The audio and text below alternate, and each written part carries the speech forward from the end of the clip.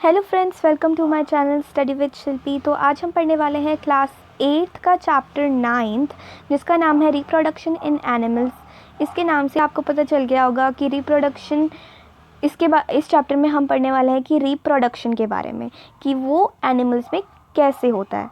तो रिप्रोडक्शन के बारे में तो आप जानते ही होंगे कि जब एक न्यू इंडिविजुअल पैदा होता है, वो बर्थ लेता है, उसे ही हम कहते हैं रिप्रोडक्शन। तो चलिए चैप्टर को स्टार्ट करते हैं। Do you recall the process of digestion, circulation and respiration which you have studied in your previous classes?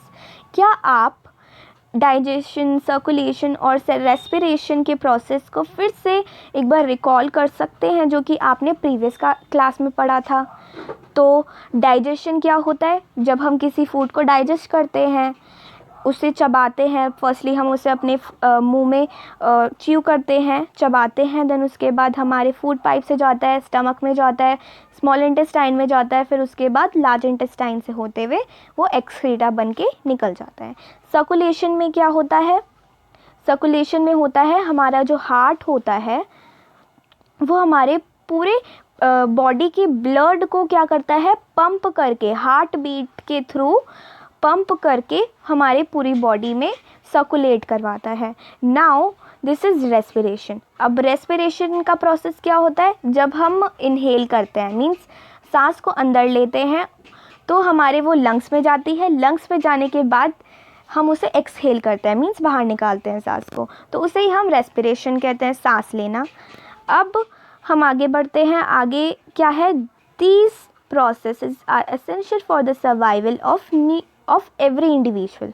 Means ये जो प्रोसेस है, ये जो रेस्पिरेशन, सर्कुलेशन और डाइजेशन है, ये बहुत ज़्यादा इम्पॉर्टेंट है एक इंडिविजुअल के लिए, एक इंसान के लिए सर्वाइव करने के लिए, इस दुनिया में सर्वाइव करने के लिए ये प्रोसेस है, उसके लिए बहुत ज़्यादा इम्पॉर्टेंट है।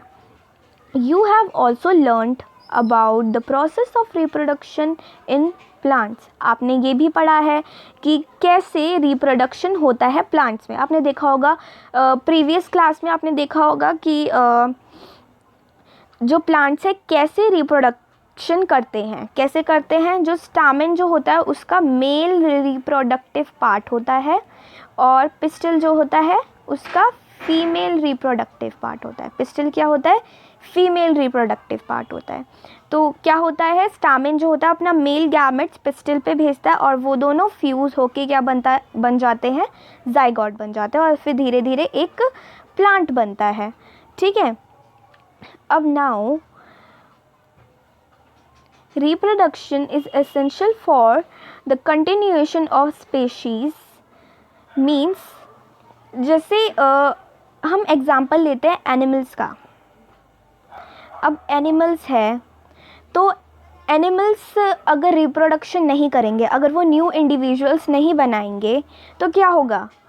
हमारी जो स्पीशीज़ है एनिमल्स में से हम टाइगर को ले लेते हैं। टाइगर स्पीशीज़ नहीं बनाएगा, रिप्रोडक्शन नहीं करेगा, तो क्या होगा? वो जो है इन लोगों की जो जाति है, इन लोगों की जो स्पीशी है, वो आगे नहीं बढ़ पाएगी, वो जनरेशन टू जनरेशन नहीं बढ़ पाएगी। तो यही है इसमें रिप्रोडक्शन का मतलब।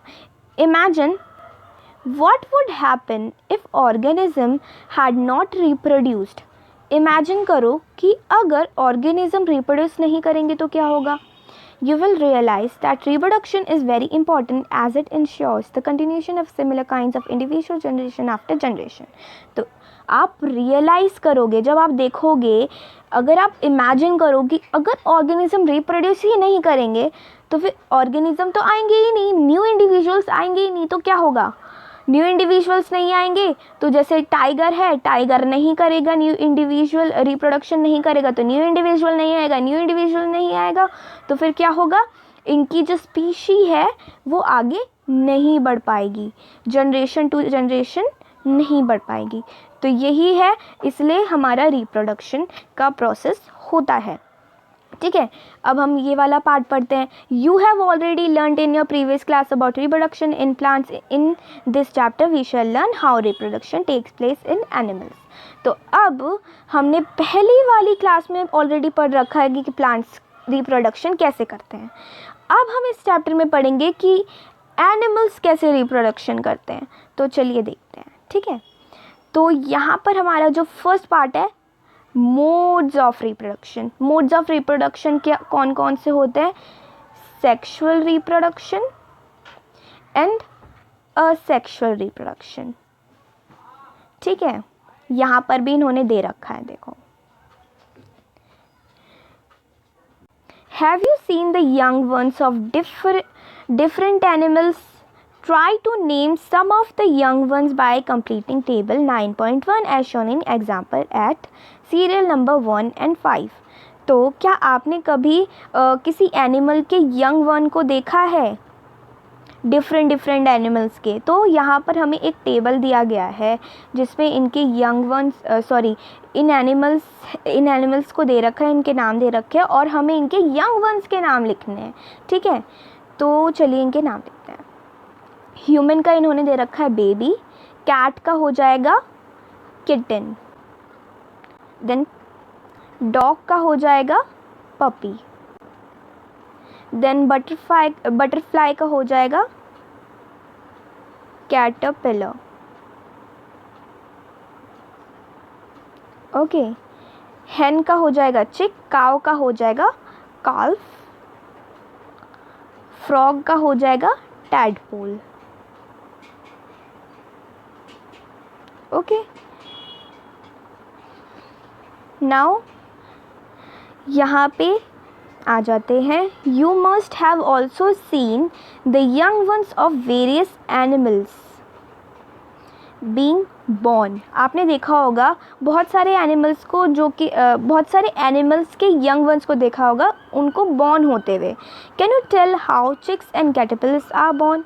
क्या आप बता सकते हो कि कैसे चिक्स मीन्स हैन के जो बच्चे होते हैं और बटरफ्लाई के जो बच्चे होते हैं वो कैसे बॉर्न होते हैं?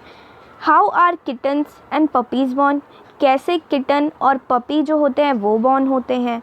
Do you think that these young ones look the same before they were born as they do now? वो लोग बॉर्न हो रहे थे, क्या तब भी वो लोग ऐसे ही दिखते थे जैसे अभी दिखते हैं? ठीक है, now just as in plants means plants में दे आर 2 मोड्स. जैसे प्लांट्स में 2 मोड्स होते हैं वैसे ही एनिमल्स में भी रिप्रोडक्शन के 2 मोड्स होते हैं. कौन कौन से? सेक्सुअल रिप्रोडक्शन और सेक्सुअल रिप्रोडक्शन. तो ये तो हमने प्रीवियस क्लास में ही पढ़ रखा है, सेक्सुअल और असेक्सुअल. उसमें क्या होता है? सेक्सुअल में क्या होता है? मेल और फीमेल गैमेट्स जो होते हैं एक साथ फ्यूज़ होते हैं और फॉर्म क्या करते हैं? जाइगोट. क्या फॉर्म करते हैं? जाइगोट. ओके, और असेक्सुअल में क्या होता है? उसमें ओनली 1 पेरेंट रिक्वायर्ड होता है और उन्हीं के थ्रू क्या होता है? एक न्यू इंडिविजुअल बनता है. जैसे हाइड्रा हो गया, आगे हम पढ़ेंगे आगे नेक्स्ट पार्ट्स में. तो उसमें आप देखोगे कि हाइड्रा भी जो होता है वो असेक्सुअल रिप्रोडक्शन के थ्रू रिप्रोड्यूस करता है. ठीक है, तो अब यहाँ पे हम सेक्सुअल रिप्रोडक्शन के बारे में पढ़ेंगे. Try to recall reproduction in plants which you studied in class 7th. Means plants में कैसे reproduction होता था जो आपने class 7th में पढ़ा है कि reproduction in plants, उसे आप एक बार recall करो. You will remember that plants that reproduce sexually have male and female reproductive parts. Means आपको याद होगा कि जो प्लांट्स सेक्सुअली रिप्रोड्यूस करते हैं उनके पास मेल और फीमेल रिप्रोडक्टिव पार्ट होते हैं. वो कौन कौन से होते हैं? मेल का होता है स्टैमेन और फीमेल का होता है pistol. Okay, now can you name these parts? Yes, हमने नाम दे दिया है. मेल का होता है स्टैमेन और फीमेल का होता है pistil. In animals also animals में भी male and females have different reproductive parts or organs. Means animals में भी मेल और फीमेल के पास डिफरेंट रिप्रोडक्टिव पार्ट्स होते हैं और ऑर्गन्स होते हैं. ठीक है. लाइक प्लांट्स में the reproductive parts in animals also produce gametes that fuse to form a zygote. Means plants की तरह ही एनिमल्स में भी मेल और फीमेल गैमेट्स एक साथ फ्यूज होते हैं और जाइगोट बनाते हैं. It is the zygote which develops into a new individual. Zygote जो होता है डेवलप होता है और उसके बाद एक न्यू इंडिविजुअल बनता है. This type of reproduction beginning from the fusion of male and female gametes is called sexual reproduction. इस टाइप का रिप्रोडक्शन जिसमें मेल और फीमेल गैमेट्स एक साथ फ्यूज करते हों उसे हम सेक्सुअल रिप्रोडक्शन कहते हैं. Let us find out the reproductive parts in human and study the process of reproduction in them. तो चलिए अब हम ह्यूमन के रिप्रोडक्टिव पार्ट के बारे में जानते हैं. तो ह्यूमन में जो मेल रिप्रोडक्टिव पार्ट होता है वो होता है ये. Here you can see this is male reproductive part. तो यहाँ पर आप देख सकते हो ये है male reproductive part. Male reproductive part में क्या होता है, ये होता है टेस्टिस और ये होता है स्पर्म डक्ट और ये होती है पेनिस. ठीक है. तो चलिए इसे डिटेल में पढ़ते हैं एक बार. The male reproductive organs include a pair of testis. Means अगर हम उसे सिंगुलर में बोलें तो टेस्टिस आएगा और वैसे testis. Okay. 2 sperm ducts, 2 sperm ducts है और एक पेनिस है. ठीक है. The testis produce the male gametes called sperms. Means जो टेस्टिस है वो प्रोड्यूस करता है मेल गैमेट्स जिसे हम स्पर्म बोलते हैं. यहाँ पर आप उसका फिगर भी देख सकते हो. स्पर्म कुछ ऐसा दिखता है. तो स्पर्म की क्वालिटी क्या होती है, वो सिंगल सेल होता है और लेकिन उसके बावजूद हर सेल में हर स्पर्म में हेड होता है, मिडल पीस होता है, टेल होता है. इनकी अलग अलग फंक्शन होता है. हेड जो होता है वो जेनेटिक इन्फॉर्मेशन कैरी करता है. ठीक है. जेनेटिक इन्फॉर्मेशन कैरी करता है. मिडल पीस जो होता है वो स्पर्म को एनर्जी देता है और टेल जो होता है वो हेल्प करता है मूवमेंट के लिए ताकि वो फीमेल रिप्रोडक्टिव पार्ट तक पहुंच सके. ठीक है.